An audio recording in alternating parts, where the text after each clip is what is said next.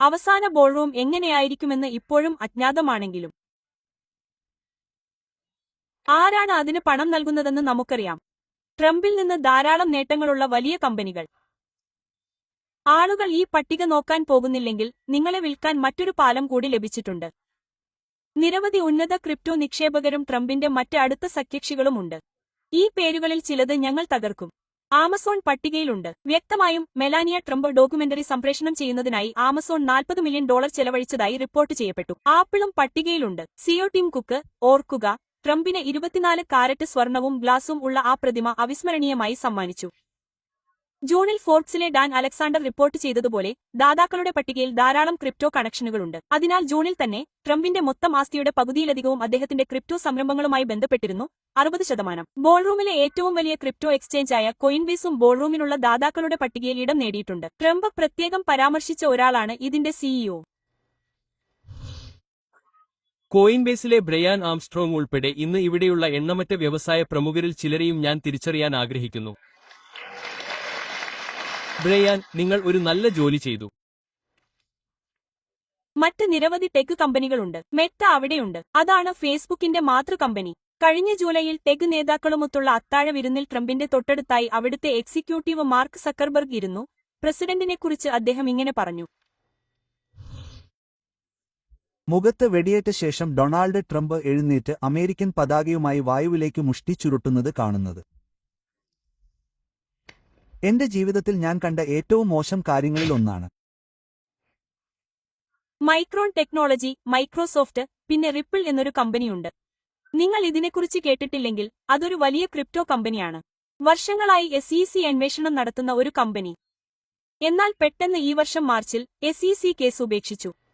ആ സമയത്ത് സിഇഒ എഴുതി, ഇതാ നമ്മൾ കാത്തിരുന്ന നിമിഷം. SEC അതിന്റെ അപ്പീൽ ഉപേക്ഷിക്കും. റിപ്പിളിന്, ക്രിപ്റ്റോയ്ക്ക് നിങ്ങൾ നോക്കുന്ന എല്ലാ വഴികളിലൂടെയും ഒരു ഉജ്ജ്വല വിജയം. ഡബിൾ കോട്ട്. ശരി, തീർച്ചയായും അത് ട്രംപ് ഭരണകൂടത്തിന്റെ കാലത്തായിരുന്നു. പിന്നെ വ്യക്തികളുണ്ട്. നിങ്ങൾക്കറിയാമോ, ഈ പേരുകളിൽ ചിലത് നിങ്ങളുടെ ശ്രദ്ധ പിടിച്ചുപറ്റുന്നു. ലുട്നിക് കുടുംബവും. തീർച്ചയായും അത് വാണിജ്യ സെക്രട്ടറി ഹോവാർഡ് ലുട്നിക്കിന്റെ കുടുംബമാണ്. ട്രംപിന്റെ ക്രിപ്റ്റോ നയങ്ങളെ ലുട്നിക് പൂർണ്ണ ഹൃദയത്തോടെ പിന്തുണച്ചിട്ടുണ്ട്.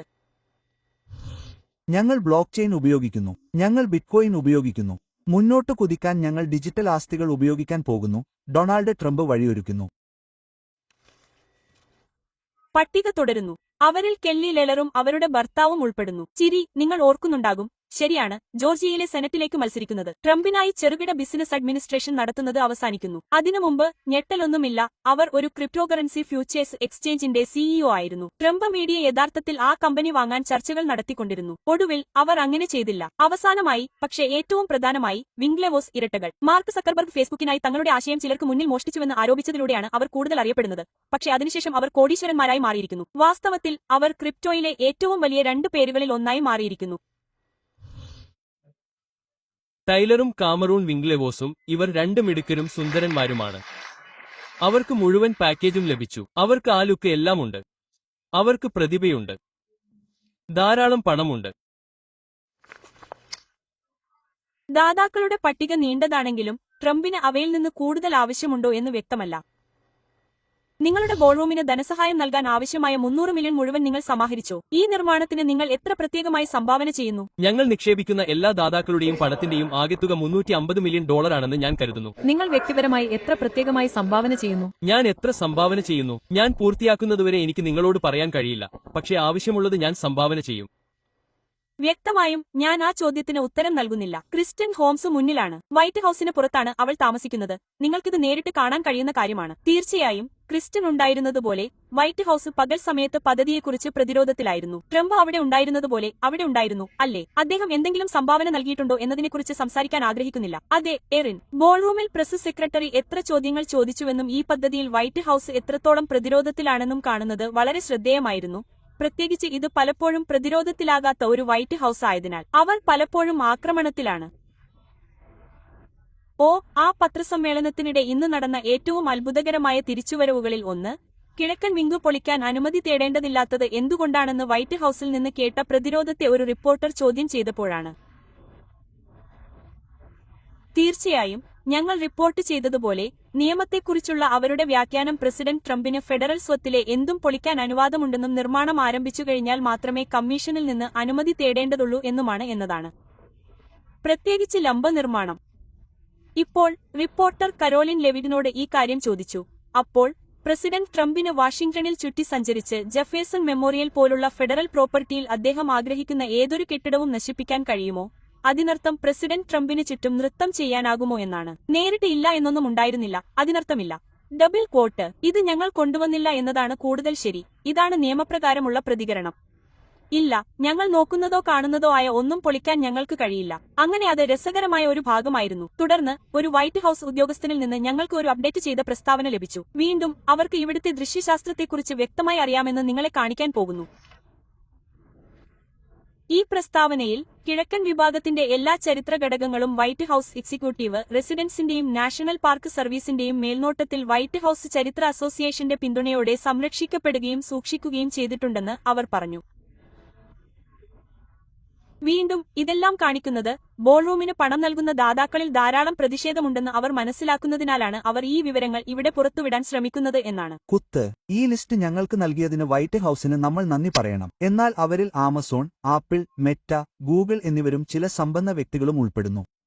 ക്രിപ്റ്റോയിൽ വളരെയധികം താൽപ്പര്യമുള്ള വോൾവോസ് ഇരട്ടകളായ വാണിജ്യ സെക്രട്ടറി ഹോവാർഡ് ലുഡ്നിക്ക്.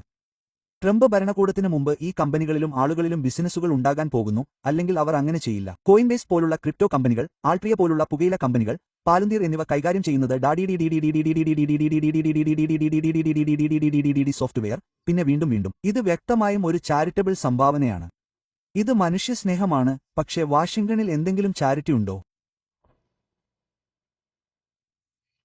അതെ, ശരി. ഇപ്പോൾ അത് ശരിയല്ലെന്ന് തോന്നുന്നു. ജെയ്ക്ക്, നോക്കൂ, ജോൺ പറഞ്ഞത് ശരിയാണെന്ന് ഞാൻ കരുതുന്നു. നിങ്ങൾ ശരാശരി വോട്ടർ, ശരാശരി സ്വിംഗ് വോട്ടർ ആയിരുന്നപ്പോൾ കഴിഞ്ഞ തിരഞ്ഞെടുപ്പിൽ ആർക്ക് വോട്ട് ചെയ്യണമെന്ന് തീരുമാനിക്കാൻ ശ്രമിച്ചതും ഒടുവിൽ ട്രംപിന്റെ പക്ഷം ചേർന്നതും ആരാണെന്ന് ഞാൻ പറയണം.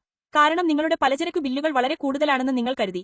നിങ്ങളുടെ മരുന്നിന്റെ വില വളരെ കൂടുതലായിരുന്നു. നിങ്ങളുടെ പെട്രോൾ വളരെ കൂടുതലായിരുന്നു. നിങ്ങൾക്ക് കാര്യങ്ങൾ മാറ്റിമറിക്കാൻ ആഗ്രഹിക്കുന്നുവെന്ന് വാഷിംഗ്ടണിലേക്ക് ഒരു അടയാളം അയക്കാൻ നിങ്ങൾ ആഗ്രഹിച്ചു. ഇപ്പോൾ നിങ്ങൾ ഇത് നോക്കുമ്പോൾ, ശരി, ഡൊണാൾഡ് ട്രംപ് നീതിന്യായ വകുപ്പിന് $260 മില്യൺ ആവശ്യപ്പെട്ടു, അല്ലെങ്കിൽ അത് മിക്കവാറും ആവശ്യപ്പെട്ടു.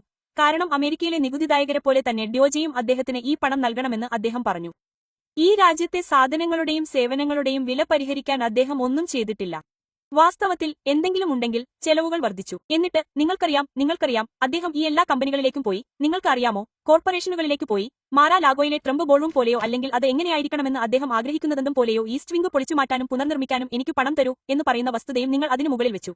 Double quote. നിങ്ങൾ ശരാശരി വ്യക്തിയാണെങ്കിൽ നിങ്ങൾ പറയുന്നു, നിങ്ങൾക്കറിയാമോ, ഞാൻ അദ്ദേഹത്തിന് വോട്ട് ചെയ്തതിന്റെ ഒരു കാരണം അദ്ദേഹം എന്നെയും എന്റെ കുടുംബത്തെയും ചെലവുകളിൽ സഹായിക്കുമെന്ന് ഞാൻ കരുതി എന്നതാണ്. പകരം അദ്ദേഹം കോടീശ്വരന്മാരെയാണ് പരിപാലിക്കുന്നത്. ശതകോടീശ്വരന്മാർ അദ്ദേഹത്തെ പരിപാലിക്കുന്നു. ജെയ്ക്ക്, ഏതെങ്കിലും ഒരു പാർട്ടിക്ക് ഏതൊരു അമേരിക്കക്കാരനും സന്ദേശമയക്കുന്നതിൽ ഒരു കാര്യം ഫലപ്രദമാണെന്ന് നമുക്കറിയാം. അത് നിങ്ങൾ കേട്ടായിരിക്കുമ്പോൾ, നിങ്ങൾ തിരഞ്ഞെടുക്കപ്പെട്ട ഒരു ഓഫീസിൽ സേവനമനുഷ്ഠിക്കുമ്പോൾ, മധ്യവർഗ കുടുംബങ്ങളെക്കാൾ ശതകോടീശ്വരന്മാരെ സേവിക്കുമ്പോൾ മാത്രമാണ്. അത് ഒരിക്കലും പ്രവർത്തിക്കില്ല. അതിനാൽ ഇത് അദ്ദേഹത്തിന് കാര്യങ്ങൾ കൂടുതൽ വഷളാക്കുകയുള്ളൂ.